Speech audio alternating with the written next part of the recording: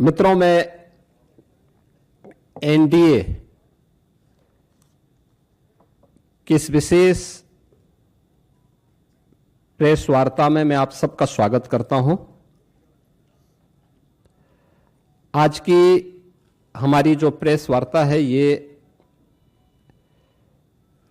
अभी हाल ही में संसद के शीतकालीन सत्र में आदरणीय प्रधानमंत्री जी ने विकसित भारत की संकल्पना को आगे बढ़ाने के लिए देश की आधारभूत इकाई ग्रामीण क्षेत्र में अस्थायी इंफ्रास्ट्रक्चर और रोजगार सृजन के लिए जो महत्वपूर्ण कदम उठाए हैं वह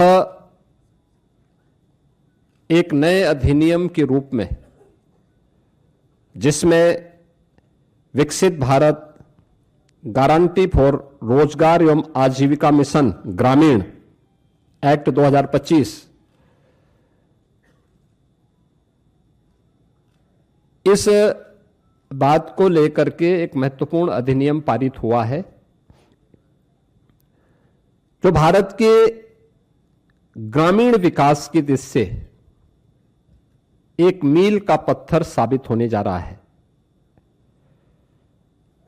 मित्रों, ये प्रेस वार्ता करने की आवश्यकता इसलिए पड़ी है क्योंकि जिन लोगों ने देश के अंदर लंबे समय तक देश के संसाधनों पर डकैती डाली, देश के एक गरीब को भूखों मरने के लिए, देश के नौजवान को पलायन करने के लिए, बेरोजगारी का दंश झेलने के लिए मजबूर कर दिया था, एक पारदर्शी और ग्रामीण भारत के विकास का और विकसित भारत की संकल्पना का समर्थन करेंगे तो कहीं उनकी पोल न खुल जाए, क्योंकि फिर जनता जनार्दन उनसे प्रश्न करेगी कि आखिर तुम्हें भी तो मौका मिला था, तुमने ये क्यों नहीं किया। कांग्रेस और उनका इंडी गठबंधन इस महत्वपूर्ण अधिनियम को लेकर के कई प्रकार के प्रश्न खड़ा कर रहा है।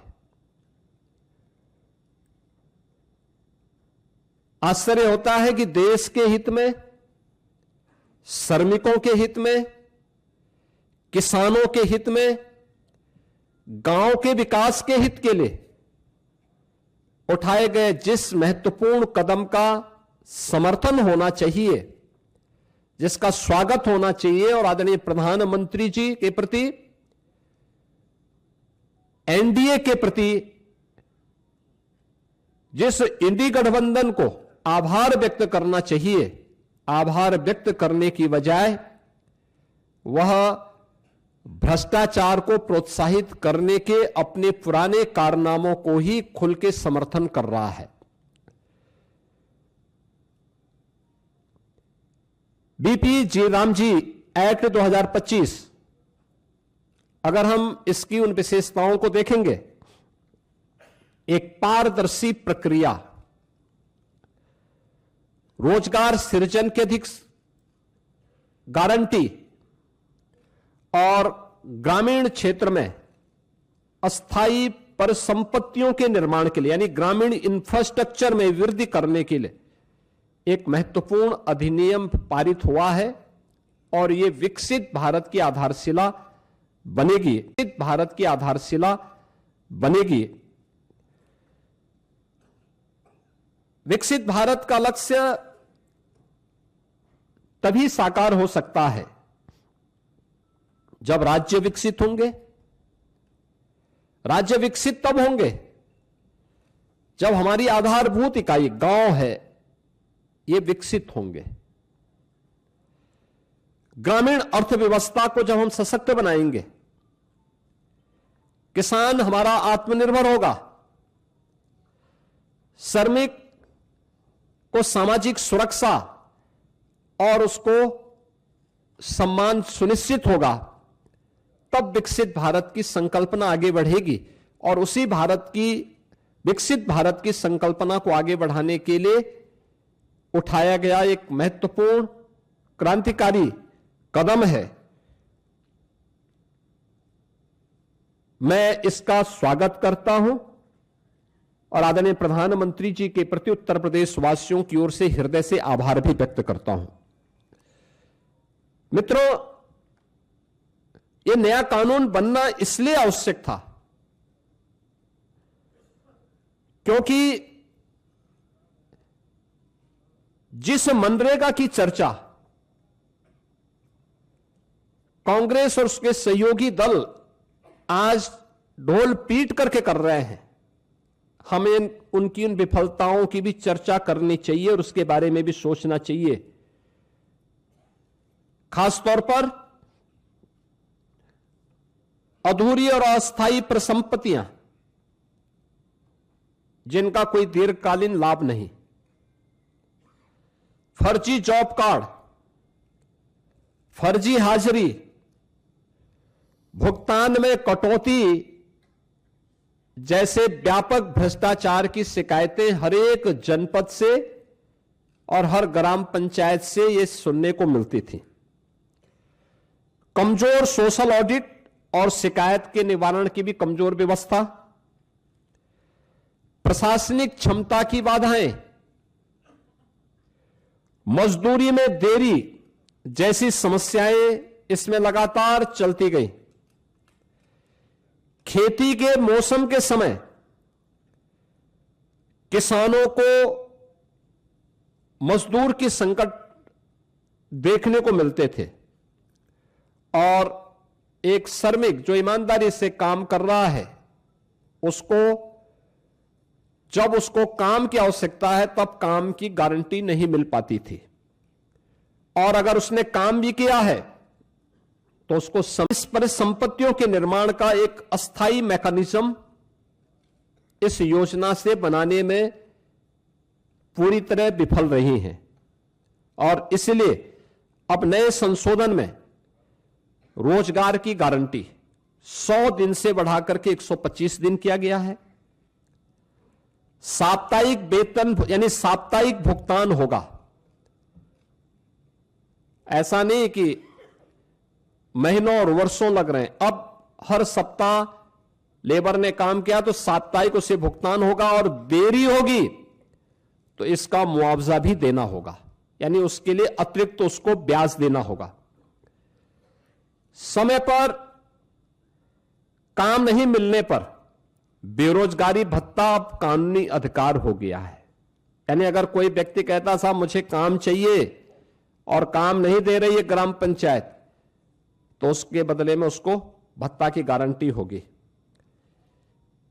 खेती के मौसम में किसानों को मजदूरों की कमी न हो, इसके लिए राज्यों को बुआई और कटाई के समय 60 दिन तक कार्य का विराम देने का अधिकार भी राज्यों को दिया गया है। राज्य तय करेंगे कि कब खेतीबाड़ी का समय है, उस समय मनरेगा के कार्य स्थगित रहेंगे, खेतीबाड़ी के कार्य के लिए लोग पर्याप्त संख्या में लोग मिल पाएंगे, और 125 दिन की गारंटी वर्ष भर में जो भी कार्य करने के इच्छुक हैं उन श्रमिकों को प्राप्त होगा।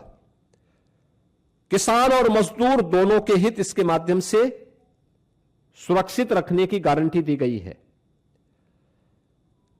खोदने और भरने वाली कामों पर विराम होने से स्वाभाविक रूप से जिनके हित प्रभावित हो रहे हैं वो चिल्ला रहे हैं, क्योंकि गड्ढा खोदते थे फिर उसको पाटते थे। ये प्रक्रिया अब उनके हित प्रभावित हो रहे हैं तो स्वाभाविक रूप से उनका चिल्लाहट होना स्वाभाविक रहे। अब इसमें 4 श्रेणियां दी गई हैं जिसका निर्धारण ग्राम पंचायत स्वयं तय करेगी। एक, मनरेगा का उपयोग जो पहले होता था वह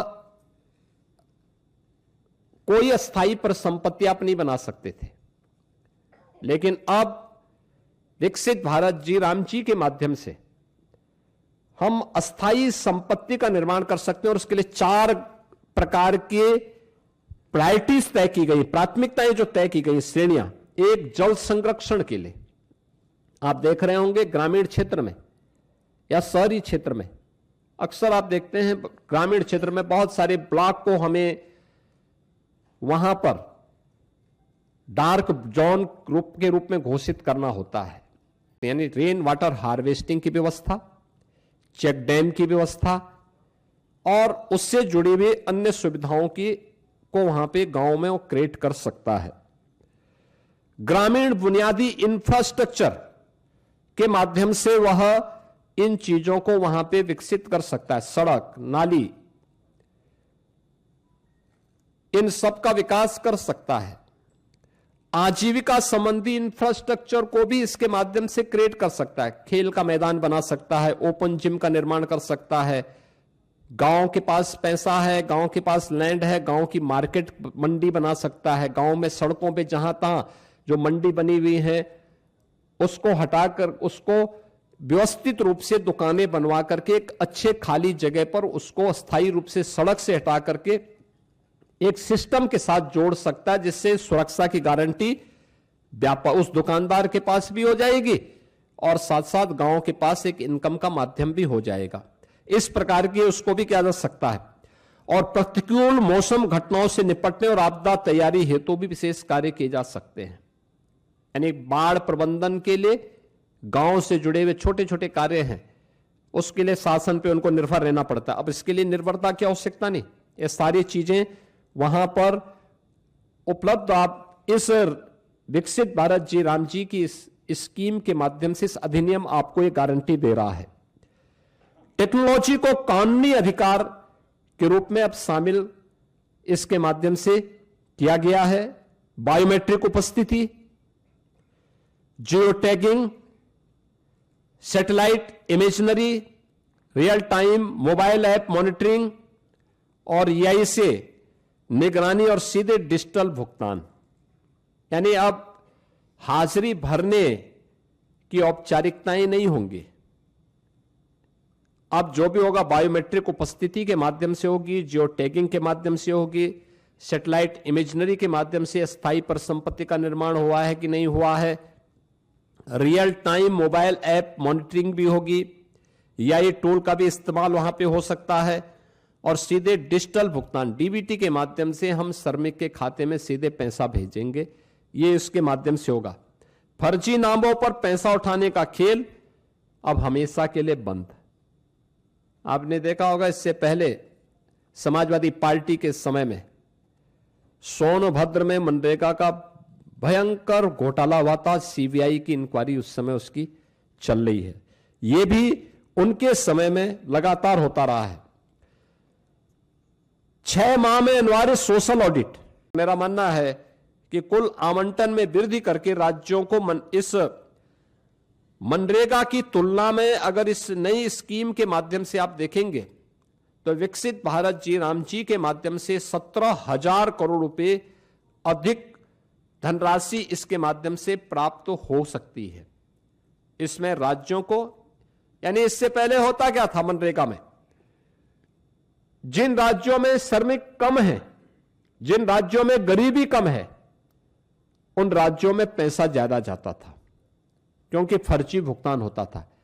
लेकिन अब जिन राज्यों में लेबर क्लास ज्यादा है, जिन राज्यों में उन लोगों को, श्रमिकों को रोजगार की गारंटी मिलनी चाहिए, उन राज्यों को इसके माध्यम से ज्यादा कार्य मिलेगा, श्रमिकों का अधिकार बढ़ेगा, भुगतान उनका सुरक्षित होगा, किसान को समय पर भी श्रम उपलब्ध होने लगेगा। अब रोजगार केवल राहत का माध्यम नहीं, अभी तो यह विकास और आत्मनिर्भरता का भी आधार बनेगा। यानी आपने देखा होगा इससे पहले मनरेगा में क्या करते थे, सब रोजगार सृजन करना, एक बार गड्ढा खोदो फिर उसको पाट डालो। अब ये नहीं, अब कोई भी रोजगार होगा तो अस्थायी संपत्ति के निर्माण को लेकर के होगा। अस्थायी संपत्ति उसके माध्यम से बननी है। और विकसित भारत 2047 के विजन के अनुरूप ग्रामीण भारत अब राष्ट्र निर्माण पर और अधिक सक्रिय भूमिका का निर्वहन इसके माध्यम से कर पाएगा। मित्रों, विकसित भारत जी राम जी की इस अधिनियम को पारित करने के लिए मैं आदरणीय प्रधानमंत्री जी का, केंद्रीय ग्रामीण विकास मंत्री माननीय शिवराज सिंह चौहान जी का, पूरे केंद्रीय कैबिनेट का हृदय से मैं आभार व्यक्त करता हूं।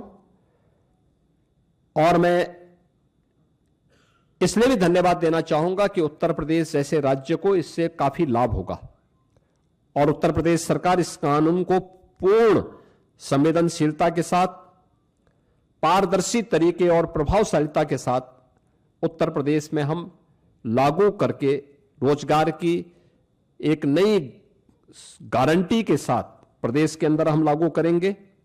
हमारा स्पष्ट लक्ष्य है हर पात्र को समय पर काम, हर गांव में टिकाऊ परिसंपत्तियां और हर श्रमिक के जीवन में सम्मान, सुरक्षा और खुशहाली हर हाल में प्राप्त होनी चाहिए। और आदरणीय प्रधानमंत्री जी के इस विजन के अनुरूप हम उत्तर प्रदेश के अंदर इसे प्रभावी ढंग से लागू करेंगे। और मैं फिर इस बात को कह सकता हूं कि विकसित भारत जिनकी संकल्पना में नहीं है, श्रमिकों का हित और किसानों का हित जिनके एजेंडे में कभी नहीं रहा है। देखिए, उत्तर प्रदेश में 57,600 से अधिक हमारी ग्राम पंचायतें हैं और अगर रेवेन्यू विलेज की बात हम करें तो 1,05,000 से अधिक हमारे पास रेवेन्यू विलेजेज हैं। उत्तर प्रदेश के अंदर आज भी हमारी लगभग 67 से 70% आबादी ग्रामीण क्षेत्र में निवास करती है। उत्तर प्रदेश भारत का फूड बास्केट भी है, तो स्वाभाविक रूप से अन्नदाता किसान और श्रमिकों का बेहतर समन्वय यूपी के अंदर है। खेती के समय श्रम बल खेती के कार्यों को संपादित करने और देश का पेट भरने के लिए अन्न उत्पन्न करेगा। जब खेती बाड़ी का समय नहीं, उस समय 125 दिन की गारंटी उसको वहां पर कार्य करने के लिए, यानी महीने में 25 दिन, 5 महीने तक लगातार उन लोगों को यह कार्य प्राप्त हो सकता है और इसको लेकर के हम कार्य करेंगे। दूसरा, इसके माध्यम से उत्तर प्रदेश के उन श्रमिकों को और कार्य मांगने वाले हर एक उस नागरिक को एक तो अच्छा मानदेय मिल पाएगा, ग्रामीण क्षेत्र के इंफ्रास्ट्रक्चर को डेवलप करने में हमें मदद मिल पाएगी और गांव के लोग जो हमेशा इस बात की शिकायत करते हैं कि हमें सड़क चाहिए, हमें नाली चाहिए, हमें यहां पे इंटरलॉकिंग का कार्य चाहिए, हमें खेल का मैदान चाहिए, हमें इन कार्यों को करना है। अब ये सभी कार्य इस नई अधिनियम के अंतर्गत विकसित भारत जी राम जी के माध्यम से गांव के अंदर इस अस्थायी परिसंपत्ति का निर्माण किया जा सकता है। आपदा नियंत्रण को भी इसके माध्यम से दूर करने के लिए जो भी अस्थायी इंफ्रास्ट्रक्चर वहां डेवलप होना है या गांव की इनकम को और गांव को आत्मनिर्भर बनाने के लिए भी जो अस्थायी वहां पे इंफ्रास्ट्रक्चर देने हैं, जैसे मैंने कहा मंडी का निर्माण हो सकता है, मॉल बन सकता है। बहुत सारे ग्राम पंचायतें ऐसी हैं जो बड़ी बड़ी ग्राम पंचायतें हैं, अच्छी आबादी है, 10-10 हजार की आबादी है, उनका अपना छोटा सा मार्केट है, लोग अपनी आवश्यकताओं की पूर्ति के लिए वहां आते हैं, उनके पास परिसंपत्तियां हैं। इस पैसे का उपयोग करते हुए हम वहां पे मॉल बना सकते हैं जिसमें नए रोजगार के सृजन भी हो सकते हैं। ग्राम पंचायत उसके माध्यम से आगे बढ़ेगी तो उत्तर प्रदेश इस दिशा में बहुत अच्छी प्रगति करेगा और उत्तर प्रदेश इसका सर्वाधिक लाभ लेने वाले राज्यों में होगा।